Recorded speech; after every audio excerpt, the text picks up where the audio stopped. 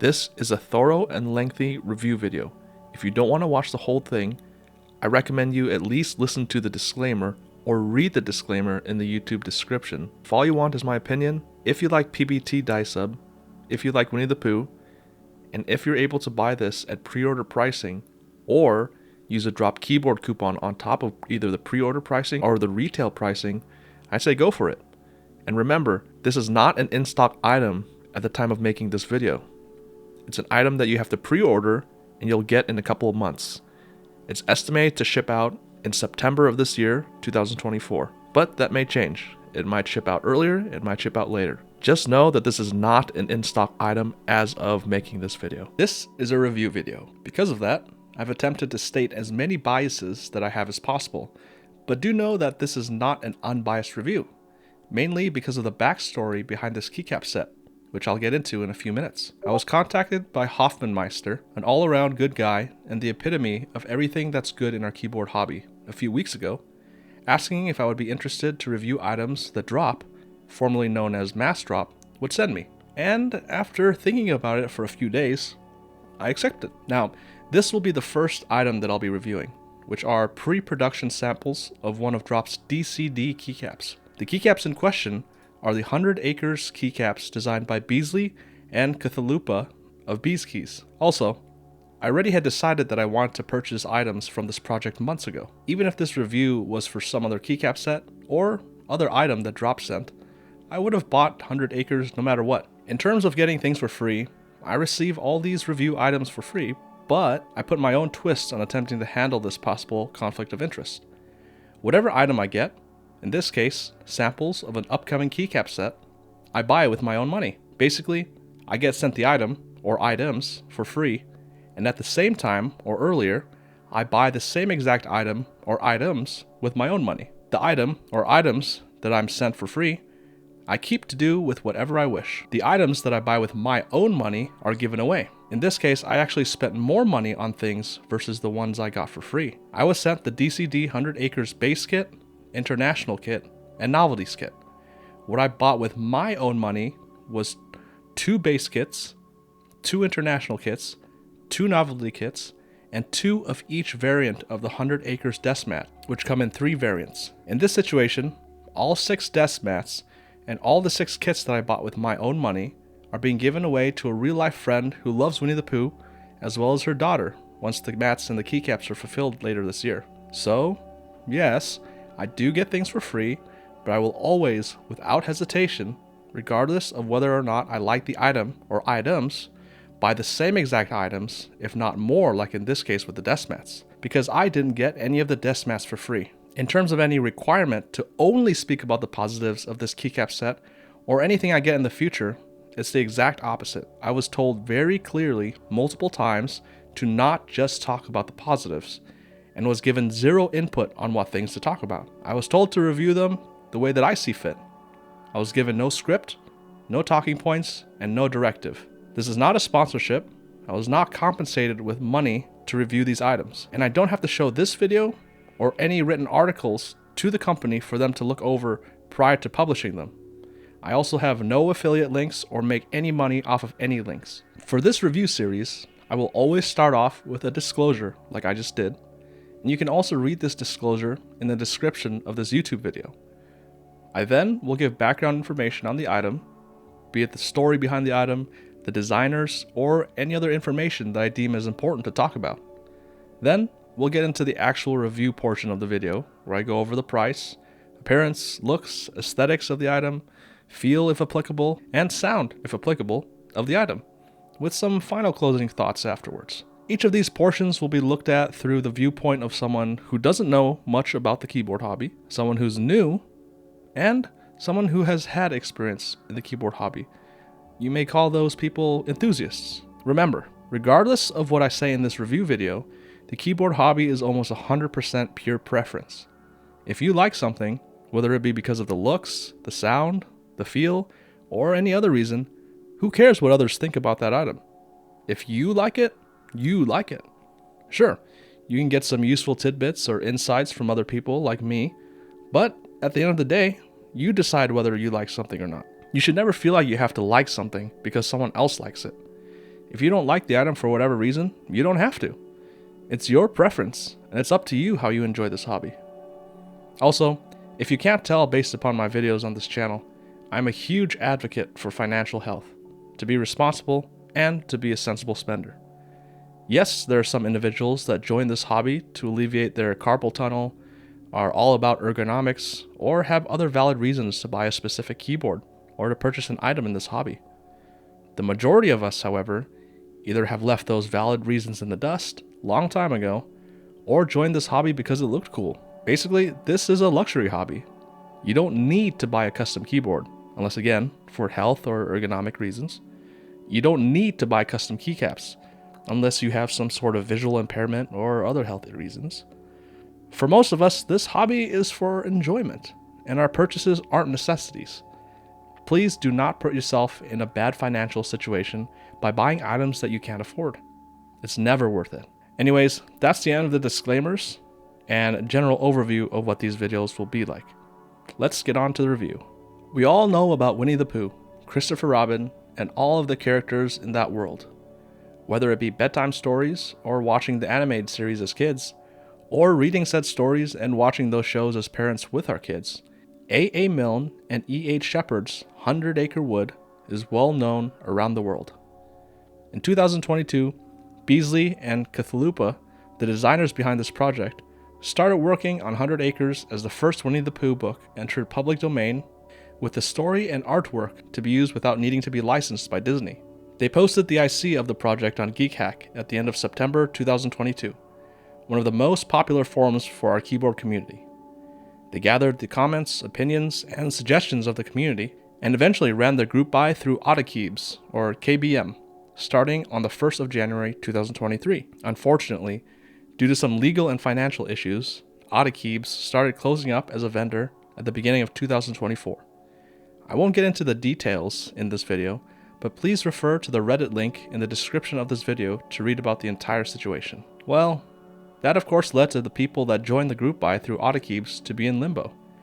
They paid for keycaps, artisans, desk mats, and even honey switches, mice, and keyboard collabs, but because the vendor was shutting down, there was no way that they would be able to get their items. Unfortunately, for the artisans, mouse, keyboard, and switches, things still seem to be a bit bleak. I have heard information that customers that bought the switches should reach out to Lubed Switches, another vendor, but I personally have not looked into that. However, for the keycaps and the desk mats, Drop stepped in to save the project. Drop would end up agreeing to manufacture the 100 Acres keycaps using their DCD profile, which is their PBT die sub. For anyone affected, Drop and Hoffman, Beasley, and Cthulhupa had people reach out with details regarding their original orders through Autokeybs in order to give them vouchers to claim the keycap sets that they originally bought. All that the original customers had to do was pay $1. Shipping would be free. I won't get too off topic here, but anyone that's somewhat been keeping an eye and ear out in the past year or so has realized that there are some vendors that either have been exit scamming or have gone under, leading to customers for many different items being left to attempt to initiate credit card chargebacks or other ways to try and get their money back. Some vendors, such as Canon Keys, Novel Keys, Jay from Prototypist, Oblotsky, and even individuals like Hoffman stepped up to attempt to salvage the sets and assist those that were affected. Hoff took it upon himself to help out with GMK Sumi, which was originally vendored by Project Keyboard. Yes, vendors going under is a horrible situation for those in the community that were affected. There's no sugarcoating that. I am very thankful, however, for all of the vendors and individuals that stepped up to save these sets by allowing customers to get said sets after buying them again at a lower price. For their $1 plus free shipping like DCD 100 Acres, to other examples, hats off to all those who stepped up to help. So, that brings us to today. With 100 Acres, the keycaps and desk mats went live a few days ago, with the original customers that bought items via Autokeybs being able to use their $1 plus free shipping vouchers to get those sets. And for those of us, me included, that weren't affected, but wanted to support Cthulhupa, Beasley, and Drop, or just wanted the keycap or desk mat sets, we were able to purchase the items at pre-order pricing, which is currently $49 for the base kit, $29 for the international kit, $25 for the novelty kit, and $29 for each of the 3 desk mats, which is a lower price than they will retail in the future for, since they're pre-orders. Please keep in mind that I have and am reviewing the samples and not the actual production run. Drop estimates that the keycaps and the desk mats will ship out sometime in September or Q3 2024. By purchasing, please know that these things are not in stock. Please also know that there may be differences in these samples that I'm reviewing and the production units. I'd recommend either joining the Bees Keys Discord server, and there's a link in the description of the video, to stay up to date on all information regarding the set. For information about everything I talked about, please see the links in the video description below, from the AutoKeep situation with all the fallout, to the announcement of Drop stepping in to save and salvaging the project, to the interview with Beasley and Cthulhupa about how they got into the hobby, a brief introduction of both of them, the information of the set, and everything else. All these links will be in the video description. I, personally, am somewhat biased when someone does something good for the benefit of others in the hobby. In this case, Hoffman and Drop working with Beasley and Cthulhupa to take care of the people affected by the AutoKeep situation. Beasley and Cthulhupa are great individuals as well, so I am biased because I like them as people. This is why I not only bought each keycap set and each variety of desk mat with my own money to give to my friend and her daughter, but I did that twice. 6 keycap sets and 6 desk mats. Basically, I want to show my support to the designers as well as Drop as thanks for doing what they did by putting my money where my mouth was. With that being said, let's start with our first review criteria, price. First of all, let me cover something called the Drop Keyboard Club. For new members, it's $49 each year for the first 2 years, and it's normally $69 a year. It's an annual membership that has many benefits such as drawings for free monthly giveaways, a few community channels on the Drop website itself, and other aesthetics and bonus points when you purchase items. However, the big reason why you might want to consider this, at least in my opinion, is that it gives you a monthly coupon between $30 to $100 off your entire purchase.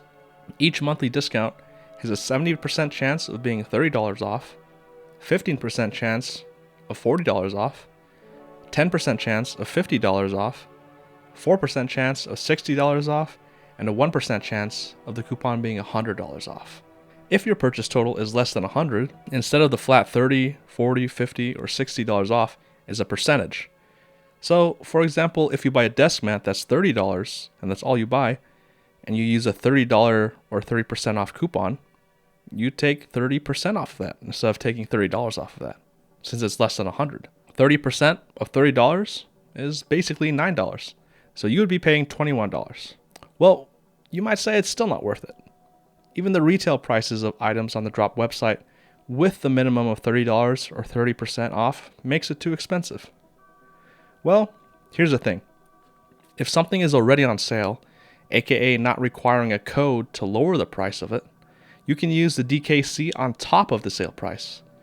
For example, right now it seems like GMK WOB is randomly $89 instead of $110. You can use your DKC coupon on that $89 to make it even cheaper. Imagine if you had a 60% off coupon. If you lived in the US, right now, you could get GMK WOB for roughly $35 shipped. Using a DKC coupon on a full retail item is fine if you want to do that. Me, however, I use it on sale items to further lower the price. If it's a situation where you need to use a coupon code, like the MT3 or DCX buy one get one free sale, where you have to use a coupon code like MT3 buy one get one or something like that, you cannot combine that with the other coupon code. So basically, you can't use a DKC coupon on top of that coupon code. However, given how often Drop puts things on sale, it's pretty much a matter of time before a keycap set or some other key-related item goes on sale without needing a code, and then you can just use a DKC coupon on top of that. For me, I rarely buy anything without a DKC code. It's a one-time use each month, but you get a new roll for whatever coupon you may pick up, $30, $40, $50, $60, or $100 off every month. But this is not something that you have to do. $49 or $69 a year is still money that can be used in other situations. As long as you use your DKC coupon twice a year, however, it's worth it and balances out. Not to mention, every now and then, when Drop has promos where you have to open new coupons every day for a set amount of days, one of those coupons is a $1 annual DKC coupon. If you get that, obviously it's worth it. $1 for a year's worth of Drop Keyboard Club At least for me, it's worth it. So keep that in mind as I discuss the price aspect of DCD 100 Acres. The keycap sets and desk mats are at pre-order pricing, which is less than retail. You can use your DKC coupon with the pre-order pricing to even lower the price. But you know me, I'm someone that always emphasizes being smart with your money. Don't have FOMO and don't feel like you have to get DKC. I'm just saying it's an option. I don't get money or a commission for every person that signs up for the DKC annual membership. The only reason that I'm bringing it up right now is because I pay for it and I use it. I'll also discuss pre-order pricing versus retail. Almost everything on Drop that has a pre-order phase is discounted for 2 weeks, which is the usual pre-order timeline. And after those 2 weeks, the item is unavailable for an unspecified amount of time. Then, the pre-order phase comes back until the day that the item starts shipping and is in stock. Because of this, Drop items tend to have a long pre-order window and less than retail pricing. This is why I feel like it's valid to talk about not only the retail price, but the pre-order price. And remember, you can always use a DKC coupon on top of a pre-order price, as long as it doesn't require some other code. Viewpoint number 1. Someone who doesn't know anything about the hobby. Let's be honest. How many of us knew what kitting was or what layout support was before we joined the hobby? Me personally, I had no idea. I even bought clone keycaps that didn't even support my keyboard at the current time because my WASD keys were wearing out on my Logitech G710 from 2017. So, I'll pretend as if I was the Hubert the Mad of 2017. $49 pre-order pricing and $79 retail pricing for a base kit that has 6.25U, 7U, and Alice spacebars, an extra B for Alice layouts, 2 ISO enters, some 40s support, step caps, 6 1.5U keys between the Alt Control and Honey, which can be used as 1.5U supers, 00, F13, and more, and the majority of the keys being PBT die sub, to me is on par with the pricing of other PBT die sub kits with similar kitting. $49 as a pre-order price is definitely an easier pill to swallow than $79. And for someone that has no idea about what a fair price is or even knows about what PBT die sub is, I definitely would not have spent $79 on this or any other keycap set in general, not even for GMK. Because as a non-hobbyist that probably just cares about the aesthetics and the looks of a keycap set and not about sound or feel, $79 for a set of keycaps in general would be way too much for me. $49? Absolutely. Heck, I was stupid and bought an 8-key QWER and ASDF keycap set for $19 back in 2021 because I thought that was a good deal and I didn't do my research. For the international kit, $29 pre-order pricing and $35 retail are both on the upper end of what I'd want to pay unless I am someone that specifically want those keys. And novelties at $25 pre-order pricing and $29 retail, honestly, if I love the aesthetics, I wouldn't have a problem with either of those prices. I'm also pretty sure that Disney sold a 12-pack of Winnie-the-Pooh novelties for $5 to $10, and people definitely bought those. So, to summarize, as someone who doesn't know a thing in the hobby, pre-order pricing of $49 for the base kit, $29 for the international kit, and $25 for novelties, which is a total of $103. Base kit definitely, probably novelties as well if I love the artwork, but unless I needed the international kit, I would probably pass on it as a non-hobbyist. So for pre-order pricing, I would just buy the base kit for $49 and possibly the novelties at $25.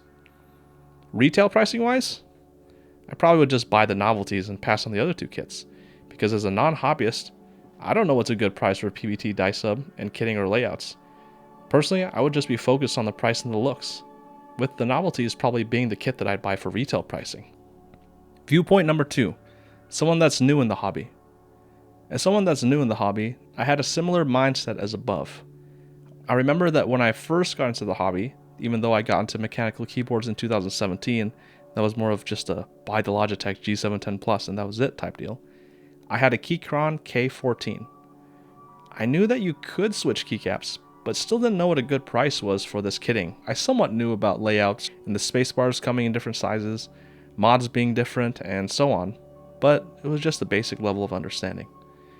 Honestly, I also got suckered into the PBT good, ABS bad comments that were floating around, and I thought that PBT was superior. Honestly, I would have had the same mindset as the person who isn't in the hobby. I definitely would have no problem paying $49 for a pre-order base kit, skip the international kit since I didn't use the keys back then, and then buy the novelties at the pre-order pricing only if I like the aesthetics. Heck, I bought a $40 PBT Dicep HK Gaming keycap set for my K14. Didn't even know about HK Gaming's reputation, didn't know about anything but the basics of the layout, and all I knew was, wow, I like this colorway, it's PBT, fits my K14, so I bought it. Way less layout support, and way more sus than DCD 100 Acres. So as a newbie in the hobby, I wouldn't blink twice to buy this base kit at $49 pre-order pricing, and possibly novelties at $25 if I like them. Retail? Probably the same as the person that isn't in the hobby. $49 would probably be too much. No interest in the international kit, but since I like Winnie-the-Pooh, I definitely would have bought the novelty kit at retail. Viewpoint 3, the Keeb Enthusiast. Alright, current day Hubert the Mad. I don't say that I'm an enthusiast to make myself sound cool or better than non-enthusiasts. I say it because based upon all the things I've experienced and learned, I think that I would know enough right now to not only give advice when needed, but understand that things are preference-based. I understand that people buy out things for other reasons besides the immediate selling points or tangible factors.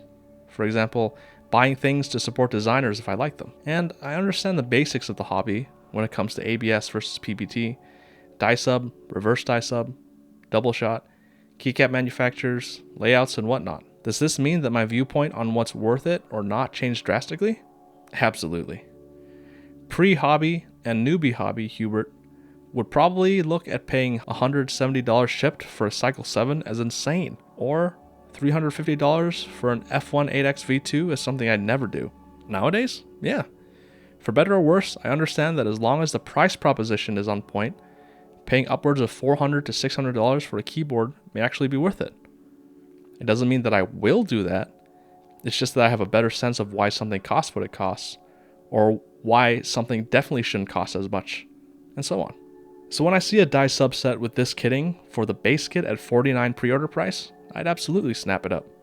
Especially because the colorway is relatively tame, as in being able to be used in many different colors of keeps. International kit? Yeah, I've been buying sets that have this option or buying these child kits frequently. From round 6 of CRP with the 2551 HAD kit with German sub-legends and kitting, to buying Nord, UK, or international kits to assist in meeting MOQ for sets and or designers that I love.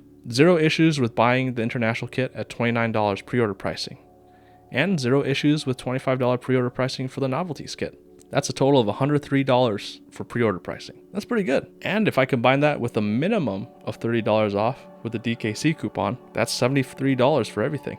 And that's pretty solid. I have CRP sets, XMI sets, and JC Studio sets. I pay $30 to $40-ish each set for JCS Arabic, which comes with a numpad and more extensive support than other JCS kits. I bought an XMI base kit with extensive kitting, a la Masterworks XMI Vintage set at $70 shipped. So this is right up my wheelhouse. Now, I'm not saying that DCD 100 Acres is comparable to CRP, but it definitely is compared to XMI, JCS, and other similarly priced and kitted die-sub keycap sets. Retail price-wise, I would not buy the base kit without a drop keyboard coupon, but I wouldn't buy any die-sub base kit for $79 unless it was CRP. I would buy the international and novelty kits for retail though.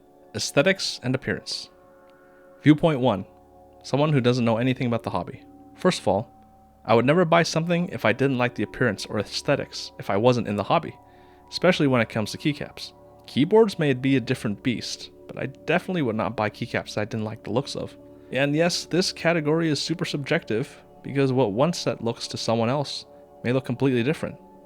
At least, it's subjective unless it's very bad legending, or irregular, or misplaced legending. This is arguably the second most important aspect when it comes to buying something for someone that isn't in the hobby. Second to price, that is. And sometimes, non-hobbyists do put appearance in front of price. Think of all the gamer, pre-built Razer, Logitech, or other brand name keyboards that people buy that aren't in the hobby, just because their favorite streamer, esports player, or content creator uses it, or because it looks cool. Some of those keyboards get up near the $200 range. With appearance or aesthetics, I'm trying to imagine how much money I would have paid for a Final Fantasy XIV keycap set, or an old school RuneScape keycap set, both back in 2017. Honestly, given the love that I have for both games, and the years, if not decades I've spent playing both, I could very well pay $79 for a base kit if I wasn't in the hobby, which is the retail price for DCD 100 Acres. But for the sake of being on the safe side, I would say no to buying it retail if I wasn't a hobbyist. Pre-order pricing? Oh yeah, no brainer for $49. International kit? I'd pass, since if I were purely focused on appearance or aesthetics, unless I love umlauts or international legends, I would not buy the international kit. Novelties? For $25 pre-order or $29 retail, absolutely. If I were into aesthetics, I would have zero issues. So, to summarize, for someone that isn't in the hobby, it's a definite buy if I love the aesthetics or appearance of the base kit and the novelties for the pre-order pricing. It's a possible buy for the base kit at retail pricing, which is $79, but probably not. It would also depend if I could find a cheaper, similar looking set. If 2017 Hubert saw $79 old school RuneScape themed keycap set, I'd probably put it in my cart, think about it for a few days, remove it, and put it back in my cart, and the cycle would continue, as it's still a pretty high price for a non-hobbyist. At a certain point, aesthetics may overtake price, but truly, as someone not in the hobby, just for keycaps, even if I love the look, $79 is probably too much to pay. Remember, however, DKC coupons are always in play if someone has that to use on DCD 100 Acres. Viewpoint number 2. Someone that's new in the hobby. I'd have a similar viewpoint as the non-hobbyist, but I'd have more knowledge, even if it's not much, regarding keycaps in general. I would not pay retail for the base kit unless I had a DKC coupon, but I would pay pre-order pricing for both the base kit and the novelties. And I probably wouldn't buy the international kit. Again, at this point, I'm very much in the if I don't like the looks of a keycap set, I'm definitely not going to buy it camp. Even if I liked a keycap set. For retail, it's just too much for a base kit. Not DCD 100 Acres specifically, but keycaps in general. Heck, if I was new in the hobby, I wouldn't have even bought a brand new GMK Greg at $79. Because I didn't know what GMK was, and I couldn't give you an educated opinion of that was a good price or not. Viewpoint 3. The Keeb Enthusiast. You'll kind of see a common thread between all the criteria. Am I focused on aesthetics in this section? Yes. But material and price of a keycap set also play a role. Being an enthusiast, or at least having experience in the hobby, really is more so thinking about all aspects of a keycap set or a keyboard when thinking about pricing. However, for the sake of this section of aesthetics, I will focus as much as possible only on aesthetics. Like someone who isn't in the hobby, or someone that just started, I definitely wouldn't buy a keycap set that I didn't like the looks of. For enthusiasts, if a keycap legend is blurry, or has inconsistent legends across a row, for example, if an 8 is bolder than the 6, while some people may not care depending on the price, the more you pay, the more you definitely expect consistency across keycap legends, and little or no blurry or misaligned legends. Now, let's take a look at these keycaps under a microscope. Keep in mind that generally an eye test is good enough. For me, this does pass the eye test. So, let's see if it passes the microscope test, because it's a very real thing that some enthusiasts do. Also, keep in mind that these are samples and pre-production units. I will relay any improvements or issues I see in hopes that they will be fixed, if possible, prior to fulfillment if I see any issues. So, let's look at some keycaps underneath the digital microscope. And to preface this all, again, these are all samples. It may not be the same as the production run. All the feedback that we send and other people send will be taken into account. And remember, the font that they chose here is supposed to be playful and whimsical. What I mean is, take a look at this U, for example. So I try and line it up on the top there. Alright, so you may say, well, the U is kind of leaning towards the right more than the left. Well, that's actually the font itself. Beasley and Cthulhu chose this font to make it seem fun and playful. Let's take a look at one of the novelties. This is the Enter novelty. Winnie-the-Pooh flying with a balloon with some bees. And keep in mind, also going along with the art style, you may say, oh, there's some orange and yellow outside of Winnie-the-Pooh's body there. That's totally fine. And let's take a look at the only reverse die sub keycap in this set, which is this Oh Bother Escape novelty that's in the base kit. Generally for me, I have a good indication if something is a reverse dye sub or not if the legending is brighter than the base color of the keycap. So this white, I know it may not seem as white underneath the microscope, but there's a white oh bother on this red keycap. And you can also turn it over and take a look at the butt. Thanks to my friend Spooky for pointing this out. If there's any bleeding of the dye, or for example, you can see that the outer part of the keycap is red while the inner part is white. So basically they used a white blank, and then through the process of reverse dye sublimation, they made the keycap itself red in all the parts that you can see when you're using the keycap with a white oh bother print on top. Let's take a look at the ISO key. And again, for me personally, yes, I'm an enthusiast. And yes, I like it when my fonts are bold and dark and consistent. But for the price and the overall theme of the keycaps and the art style, I don't see anything wrong so far. At least anything that would detract me from buying the keycap set. There's Winnie-the-Pooh walking with Piglet in the snow. It's really hard to catch things unless they're super obvious, at least for me. Because chances are when I'm typing, I'm not going to have a microscope on these keycaps. There's a novelty keycap, 1U of Winnie-the-Pooh with a honeypot stuck in his head.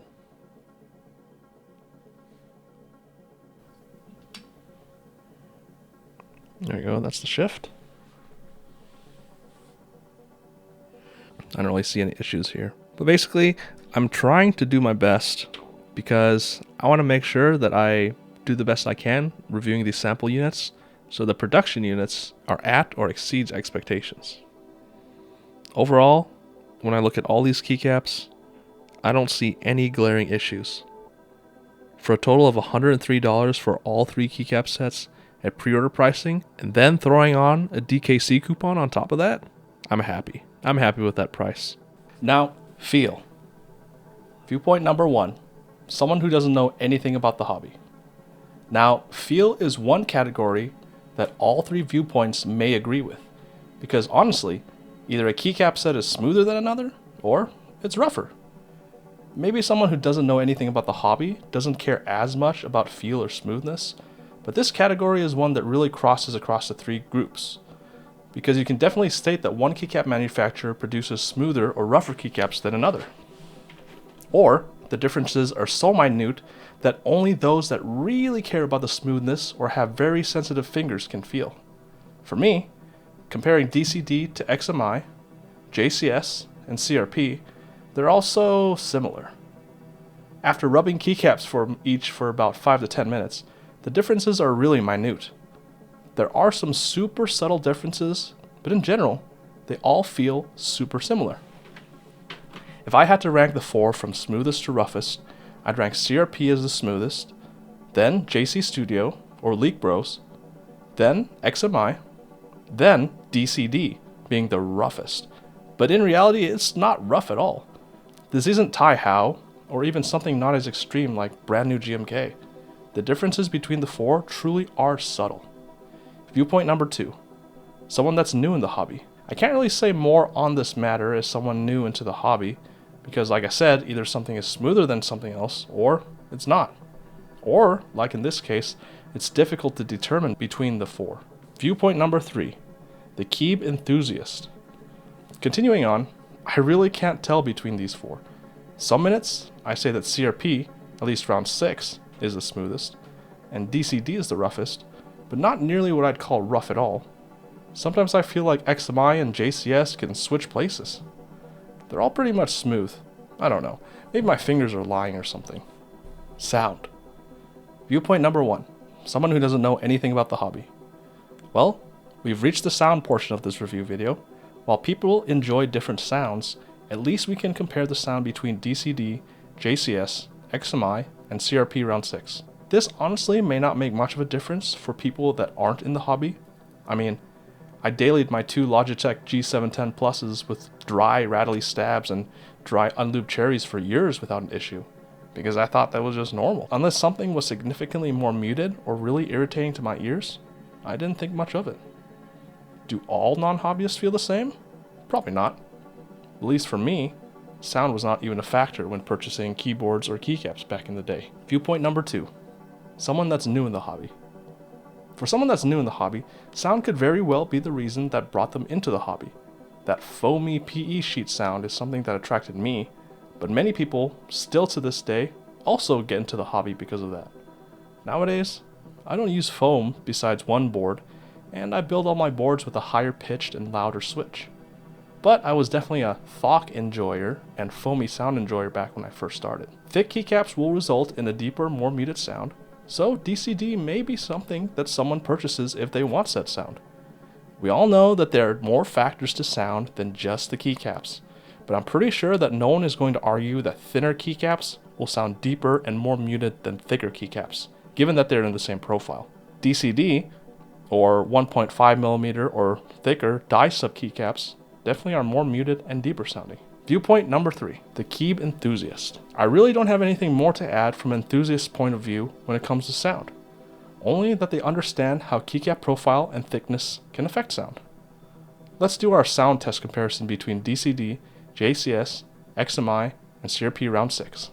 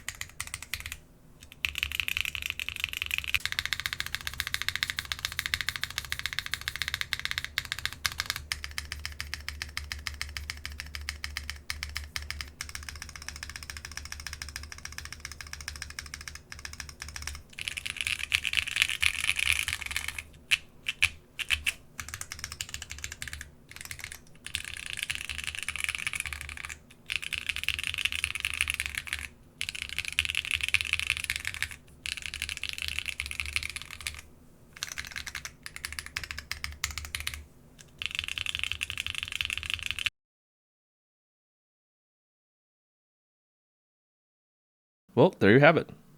All these keycaps sound super similar. Sometimes I think that JCS is the deepest sounding and DCD is the highest pitched, and then I go back and listen and change my mind. Basically, the gist of it is these all four sound super similar. I invite you all to check out the KB Compare link in the video description below if you want to listen, and the great thing about KB Compare is that you're able to hide the titles, so you can really listen without giving away what the actual keycap is before you start listening. KB Compare was created by Christian, formerly known as Key Bonbon, and one of the owners of Kinetic Labs, as a way for people to share with others what their sound tests sound like. And that blind listening mode, which obscures the names and titles of the sound tests, is awesome. Miscellaneous and final thoughts. Sometimes we base our purchases on mostly tangible characteristics, whether it be for a keyboard, keycap, or switch. For keycaps, price, aesthetics, appearance, feel, and sound are all the things I think about. There is, however, another category that just recently impacted my purchasing decisions. Sometimes, it's simply that we want to support a designer. I first felt this when I learned about Geon many years ago, but more recently, when my friendship with James, aka Masterwork, started. Not only is he a vendor, but he designs keyboards and keycaps. Along with Hoff, I also put James in the category of good person in our keyboard community, and I enjoy his products, and I also want to support his projects. Yes, I love the look of Key Kobo Skidata, but I wanted to help in meeting MOQ for all sets as well as support him. So there were some child kits and even the Hebe Artisan that I never would have bought for other sets, but I did because I want to support him and the project. It's similar to Beasley and Cathlupa with DCD 100 Acres, as well as Hoff and anyone at Drop or in general that assisted with salvaging the kit. The work that they put into designing the keycaps, but also figuring out what to do after the Autokeeps debacle and the way they handle things and were able to do the best they could to make things right with those that joined the original group buy, make me fans of their work, and I want to support them, namely through buying the DCD 100 Acres kits and the 3 desk mats. And, as if he needs more praise, Hoff. I know that not everything good that Drop does is thanks to Hoff, but I can't imagine that he didn't play a significant role in saving the project. At least, he's the public-facing figure of Drop. I appreciate everyone behind the scenes as well that helped.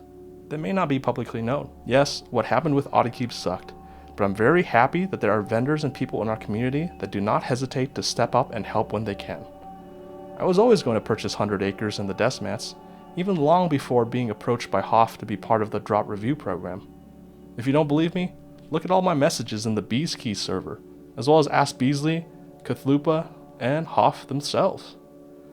This Drop Review program is brand new, but my love for the 100 Acres project and my decision to purchase the sets and desk mats was a decision I made many months ago. Even if I hadn't received that sample set for review, I still would have supported the project with my purchases. And remember, this hobby is preference-based. No matter what I said in this review, and reviews aside, if you like previous DCD sets like Pegaso, Banana, Bird Jungle, and so on, you like Winnie-the-Pooh, or you just like the entire project, enjoy what you enjoy. We're not all going to have the same opinions, and that's fine. What I may like may not be what you like, and vice versa. As long as you're financially responsible, don't impulse buy, and enjoy what you buy, that's what the hobby is all about. Be you, and be proud of what you enjoy. With that, my first review video for Drop and my first video in the review series is over. I'm going to keep improving this category of videos, and for those of you that watch the entire video, much love. I would not be in this position to review things if it weren't for you, and I truly am so appreciative of all of you.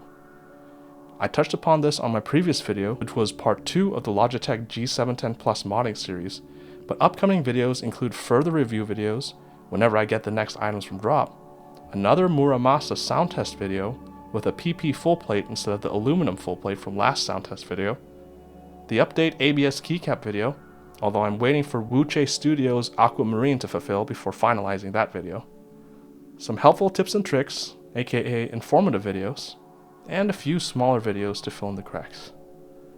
Thank you for all your support and views. I love you all, and see you next time.